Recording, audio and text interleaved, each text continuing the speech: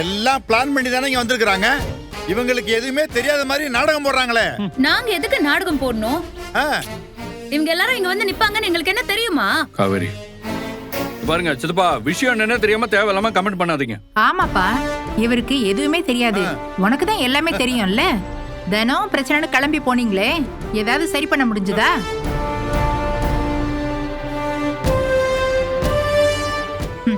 இதோ இங்க வந்து நிக்கிறாங்க. இவங்க எல்லாரையும் வாங்கன்னு கூப்பிட இது என்ன சத்திரமா? மா வாமா, நம்ம வீட்டுக்கு போலாம். எந்த பிரச்சனையா இருந்தாலும் அங்க போய் பேசிக்கலாம். இங்க இருக்க வேண்டாம், வா. இதுக்கு தான் தம்பி நாங்க வரமாட்டோம்னு சொன்னோம். எங்களோட பிரச்சனையை நாங்களே பாத்துக்கிறோம். வீணா நீங்க இதுல மாட்டிக்கிட்டு முழிக்கணும். இருங்க அத்தை ப்ளீஸ், நான் பேசிக்கிறேன் அத்தை. எங்களை வச்சுட்டு நீங்க ஒன்றும் சண்டை போட வேணாம். எங்களுக்கு கொடுக்க வேண்டியது கொடுங்க, நாங்க கிளம்பி போயிட்டே இருக்கோம். ஏய், நானும் வந்ததுல இருந்து பாத்துட்டு இருக்கேன். குடுக்க வேண்டியதை குடுன்னா என்னத்த குடுக்கணும்? உனக்கு குடுக்கறதுக்கெல்லாம் இங்க ஒண்ணுமே இல்ல. தமிழ்ல தானே சொல்லிட்டு இருக்கோம், உனக்கு புரியலையா? இல்லனா இதுக்காக கத்தார் பாஷை பேசணுமா? உங்க அப்பாக்கு ஏற்கனவே கல்யாணம் ஆயிடுச்சுன்னு தெரியும் போதே அவரை விட்டு தொலைச்சிருக்கணும் இல்லையா? அவர் உயிரோட இருக்கும் போதே இதெல்லாம் வந்து பேசிருக்கணும். அவர் செத்து போய் 2 வருஷம் ஆகுது. சம்பந்தமே இல்லாத நேரத்துல வந்து சண்டை போட்டுட்டு இருக்கீங்க. அறிவில்ல?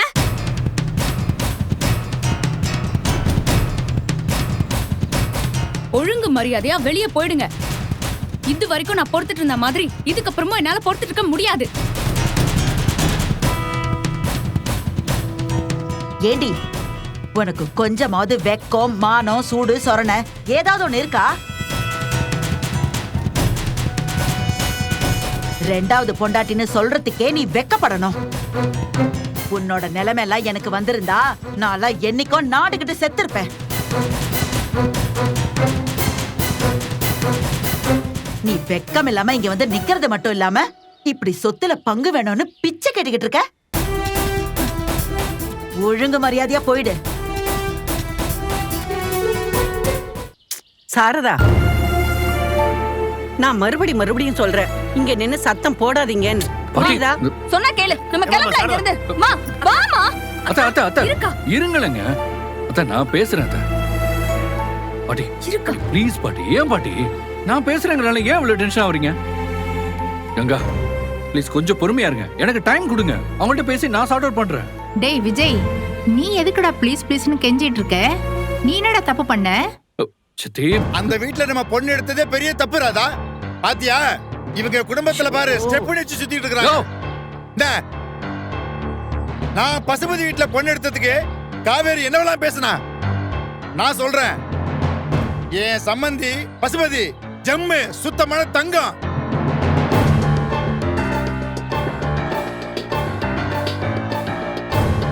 அங்க பொண்ணு எடுக்காதீங்க, அவர் உங்க பையனை வாழ விட மாட்டாருன்னு சொன்னார்ல. இப்ப காவேரியை கல்யாணம் பண்ணிட்டு வந்து விஜய் என்ன பெருசா வாழ்ந்துட்டாரு. சித்தப்பா அவ்வளவுதான் சொல்லிட்டேன். என்னன்னா ஈஸியா அடைக்கிறீங்க. அவங்க 3 பேர் வந்து என்னென்னமோ பேசுறாங்கல்ல, அவங்கள ஏதாவது சொல்ல முடிஞ்சா? தப்புதான். இங்க நடந்துட்டு இருக்கிற பிரச்சனை எல்லாமே தப்புதான். அதுக்காக பசுபதி வீட்ல போய் நீங்க சந்தோஷமா இருந்த மாதிரி எல்லாம் பேசாதீங்க. ஆ, இது எங்க பிரச்சனை, நாங்களே பாத்துப்போம். பாரு. ஏய், காவேரி இங்க காவேரி பாருங்க. தயவு செஞ்சு அமைதியாரு. நீ ஆச்சு நான் சொல்றத கேளு, இத நான் பாத்துக்கிறேன். ஆனா நான் திரும்ப வர்ற வரைக்கும் யாரும் ஒரு வார்த்தை பேசக்கூடாது சொல்லிட்டேன். பிரதர் வாங்க. கையெடுங்க மேல. என்னப்பா விஜய், உன் வீரம்லாம் நம்ம கிட்ட தான் போல. ஒரு பொடி பைய தட்டி விடுறான், நீ பாத்துக்கிட்டு அமைதியா நிக்கிற.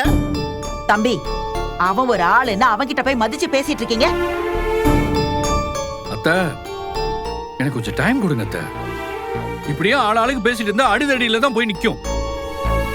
நான் பேசிக்கிறேன், எல்லாரும் கொஞ்ச நேரம் அமைதியா இருங்க.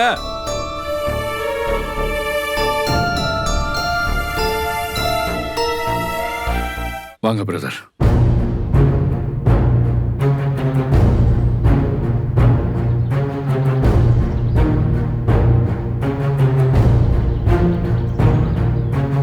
நீங்க எதுக்கு அப்படி எல்லாம் பண்றீங்கன்னு எனக்கு சத்தியமா புரியல. ஆனா அது ஏன் வீடுங்க, நீங்க இங்க வந்து கத்திட்டு இருக்கிறதெல்லாம் ரொம்ப தப்பு. உங்களால சாரதாத்த, பாட்டி, கங்கா எல்லாருமே பாதிக்கப்பட்டு இருக்காங்க. அவங்கெல்லாம் கொஞ்சம் நிம்மதியா இருக்கட்டுமே தான் நான் இங்க கூட்டிட்டு வந்தேன். ஆனா எங்களுக்கு முன்னாடி நீங்க இங்க வந்து உட்கார்ந்துட்டு இருக்கீங்க. This is too much, brother.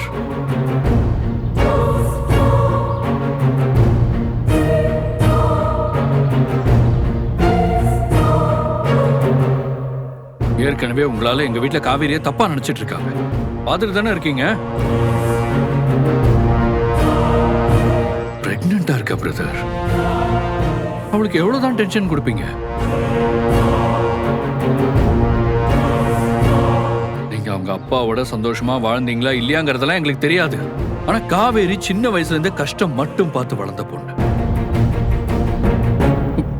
பிரெக்னெண்டா இருக்கிற டைம்ல கூட அவளுக்கு நிம்மதி இல்லைன்னா எப்படி?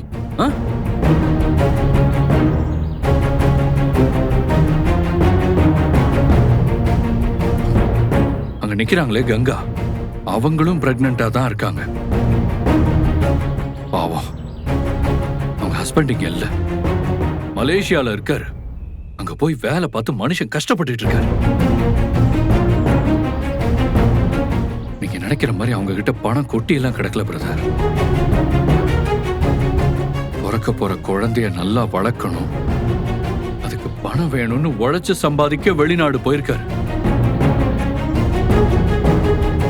சரி, இதெல்லாம் எதுக்கு ப்ரோ என்கிட்ட சொல்லிட்டு இருக்கீங்க? சொன்னா கிளம்பி போயிடுவேன்னு நினைக்கிறீங்களா? உங்களை சும்மா ஒன்றும் போக சொல்லியே. கோர்ட்டுக்கு போங்க, கேஸ் போடுங்கன்னு தான் நான் சொல்றேன். நீங்க அதை செய்யுங்க. கோர்ட்ல போய் ப்ரூவ் பண்ணுங்க. கோர்ட் என்ன சொல்லுதோ அதை நாங்க கேட்கிறோம். இதுக்கு மேல என்ன வேணும் உங்களுக்கு?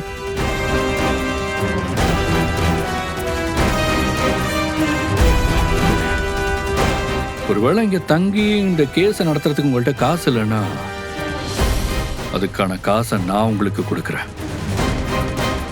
எவ்வளவு வேணாலும் கேளுங்க, நான் கொடுக்குறேன். ஆனா அது வரைக்கும் we need peace of mind. தொல்லை பண்ணாம இருந்தீங்கன்னா சந்தோஷம். அதெல்லாம் முடியாது. சிவில் கேஸ் எத்தனை வருஷம் இழுப்பாங்கன்னு எனக்கு தெரியாதா? யோ, தெரிஞ்சதுன்னா அன்னைக்கு கோர்ட்ல ஸ்டே ஆர்டர் வாங்குனீங்க. நான் அன்னைக்கு அப்படி பண்ணலன்னா நீங்க அந்த வீட்டை உங்க ஒய்ஃப் பேருக்கு மாத்திருப்பீங்க. அதை நிறுத்த தான் ஸ்டே வாங்கினேன். சொத்து விஷயத்துல மொத்தமா கோர்ட்டை நம்பி வெயிட் பண்றதுக்கு நான் ஒன்றும் முட்டாள் இல்லை.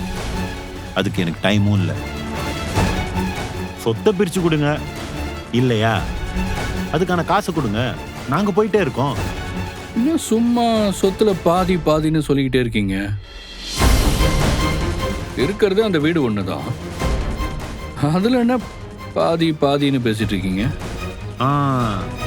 உங்க வீட்டை பார்த்தாலே தெரியுது நீங்க வசதியா தான் இருக்கீங்கன்னு. எங்களுக்கு சேர வேண்டியது கொடுத்துருங்க, நாங்க போயிட்டே இருக்கோம். சிம்பிள். நீங்க பேசுறது எவ்வளவு தப்பா இருக்குன்னு தெரியுதா உங்களுக்கு?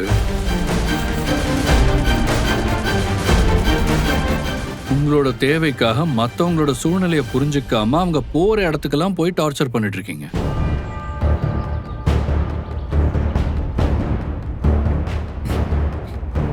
நான் இதை ஸ்மூத்தா டீல் பண்ணணும்னு ரொம்ப பொறுமையா மரியாதையா பேசிட்டு இருக்கேன். எனக்கு பிரச்சனை பண்ண தெரியாமலாம் இல்ல. நான் இறங்கி சண்டை போட்டேன்னு வைய, அதை உன்னால தாங்கிக்கவே முடியாது. நல்லபடியா சொல்லும் போதே கிளம்பி போயிட்டே இரு.